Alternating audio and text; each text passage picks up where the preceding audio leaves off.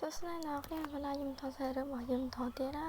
ហ្នឹងហើយយើងដូចជាខាងសម្រាប់យូរហើយជាមួយអាទិត្យជាងណាហើយទៅខ្ញុំមានបាត់តាណាឆ្ងាយនេះខ្ញុំដើរលេងចោលអ្នកនរគ្នាដល់ពេលហើយមកកាន់ពេលយូរចូលទៅស្រីរបស់យើងត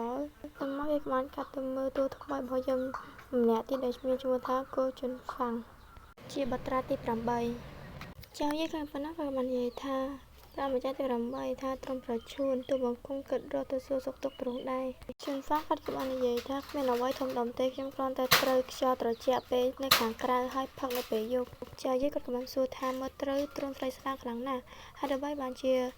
ទុកអ្នកបំរើហើយយាងទៅខាងក្រៅតែម្នាក់ឯងជឿនហ្វាគាត់ក៏បាននិយាយទាំងទំនាក់ទំនងចោលថាទើបតែបានប៉ុន្មានថ្ងៃប៉ុណ្ណោះពួកយើងមិនបានជួបគ្នាប៉ុន្តែអាចបានខ្លះទៅជាមនុស្សមិនស្គាល់នឹងឆ្ងាយស្ទើរតែដូចជាមនុស្សផ្សេងចាយើងក៏បាននិយាយទាំងភ័យថាមកពីខ្ញុំបារម្ភសុខភាពទ្រង់ខ្យល់នៅខាងក្រៅខ្លាំងចុះបាទខ្ញុំជូនទ្រង់ទៅដំណាក់វិញយ៉ាងម៉េចដែរជូនហ្វាក៏បាននិយាយថាខ្ញុំបានសម្រាប់នៅលើគ្រែពី3ថ្ងៃមកហើយទើបខ្ញុំមានអារម្មណ៍ថាថត់ដង្ហើមបែបនេះបានជាខ្ញុំចង់ដើរលេងនៅខាងក្រៅតែឯងទៅណាពី3ថ្ងៃនេះយើងក៏បានលើកអ្វីម្យ៉ាងហើយក៏បាននិយាយបន្ថែមថាទូបង្គំបានរកឃើញស្លឹកតែល្អដូច្នេះទូបង្គំឲ្យព្រះអង្គម្ចាស់ទី8សាកល្បងវាជឿនហ្វាំងឃើញបែបនេះគាត់ក៏បានរៀនសណ្ដាំកាំងដែរជឿនហ្វាំងគាត់ក៏បាននិយាយថាអញ្ចឹងទេខ្ញុំមិនបានឃើញម្ចាស់បងទី7មកយូរហើយពេលហើយគាត់ក៏បាននិយាយថាសុំទៅជាមួយផងបានអត់ចាយីគាត់ទៅប៉ុណ្ណេះគាត់ក៏បានសើថាប្រកាសណាស់ចាយីគាត់បានគិតថាខ្ញុំមិនគិតថាគេជាអ្នកសម្លាប់ម្ចាស់ដើមទេដូច្នេះមិនអីទេខ្ញុំគ្រាន់តែប្រុងប្រយ័ត្នបន្តិចបានហើយតើមកគេក៏បានកាត់ទៅដំណាក់មួយទៅហើយហើយមកជុនហ្វឹងគាត់ក៏បាននិយាយថាអ្នកចូលរួមក្នុងបន្ទប់នេះខានឡើង3ដងចាយីគាត់ក៏បាននិយាយថាព្រះអង្គម្ចាស់ទៅបង្គំមកយីក៏ព្រោះតែនិយាយបានប៉ុណ្ណេះជុនហ្វាំងគាត់ក៏បានក្អកកាត់អ្នកនរគ្នាមកចូលយីគាត់ក៏បាននិយាយទៅឃើញគូជុនហ្វាំងអ្នកនរគ្នាហើយជុនហ្វាំងក៏បាននិយាយថាខ្ញុំសុំទោសបំពង់ករបស់ខ្ញុំមិនស្រួលស្រួលទេ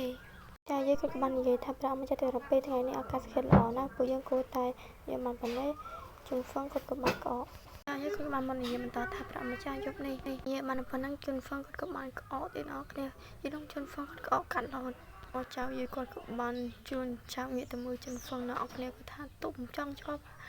ចៅយីគាត់ក៏បានយកតែឲ្យគូជុនហ្វាំងអ្នកនរគ្នាហើយជុនហ្វាំងបើទៅគាត់ក៏បានគិតថាក្លិនឈ្ងុយតែល្អជុនហ្វាំងគាត់ក៏បាននិយាយថាអរគុណណាស់ម្ចាស់តូចហងហើយគាត់ក៏បាននិយាយថាទ្រង់មិនចាំបាច់ផ្លូវការជាមួយទូបង្គំដល់ម្លឹងទេយាយគាត់ក៏បានគិតថាការអនុគ្រោះរបស់គូជុនហ្វាំងពិតជាស្រួលដំកើងមែនអត់ចៅយីក៏បានចាប់កៅហើយកែវនឹងក្តៅនៅគ្នាគាត់ចំណាំធ្វើឲ្យធ្លាក់បែកហើយចៅយីគាត់និយាយថាអូព្រះម្ចាស់ខ្ញុំមកគុំសូមអភ័យទោសផងហើយយាយគាត់ក៏បាននិយាយទាំងញញឹមថាម្ចាស់ទុតពិសាយាយហើយចៅយាយគាត់ក៏បានគិតថាតែវាក៏ងាយថយចុះដែរហើយជុនហ្វាំងគាត់នៅតែកកអញ្ចឹងណាគ្នា